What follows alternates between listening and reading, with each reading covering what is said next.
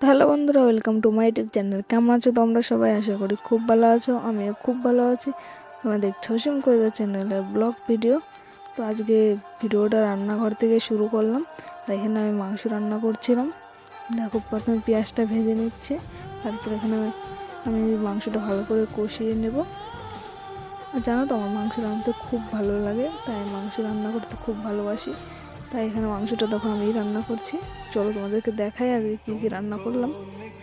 তাকে প্রথমে ভাত রান্না করে নিয়েছি, তারপরে রান্না করেছি মাংসের ঝোল, আর এখানে রান্না করেছি কুমড়োর তরকারি। আর এই ভাতগুলো আমি গাবলায় বেঁধে নিয়েছি, কারণ গরম প্রচুর ছিল তার জন্য।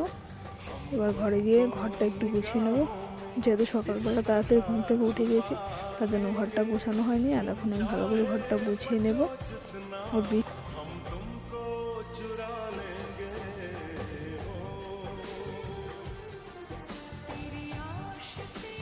জানো তো, এত ঝামেলার মধ্যে আমাকে ভিডিও করতে হয়, কারণ ভিডিওটা আমার ভবিষ্যৎ। আমাকে ভিডিও তো করতেই হবে। ভিডিও না দিলে তো তোমাদেরও ভালো লাগবে না। তোমরা আমাকে বেশি বেশি করে সাপোর্ট করো, যাতে আমি আরও ভিডিও দিতে পারি ভালো করে। তো বিকেলে হয়ে গেছে, বিকেলে যাবো এখন মাঠে ঘুরতে। তো দেখো, আমি মাঠে চলে এসেছি ঘুরতে। আর আমাদের মাঠে কী কী সবজি চাষ করা হয়েছে সব কিছু তোমাদের দেখাবো।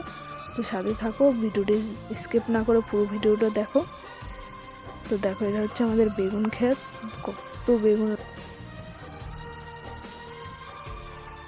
কচু ক্ষেত।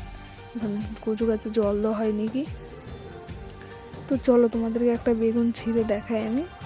এই দেখো, বেগুনগুলো কত বড় বড় হয়েছে, আরও এখানে অনেক বেগুন হবে। আর মাও দেখো কতগুলো বেগুন তুলছে। আর মা এখানে দাঁড়িয়ে দাঁড়িয়ে দেখছিল যে কচু খেতে জল লাগবে, তাই জল দেওয়া হবে। তার যদি এই চ্যানেলে নতুন হয়ে থাকো, তাহলে প্লিজ চ্যানেলটিকে সাবস্ক্রাইব করে দেবেন। আর এই চ্যানেলে তোমরা প্রতিদিন ব্লগ ভিডিও পাবেন। আজকের মতো বাই বাই।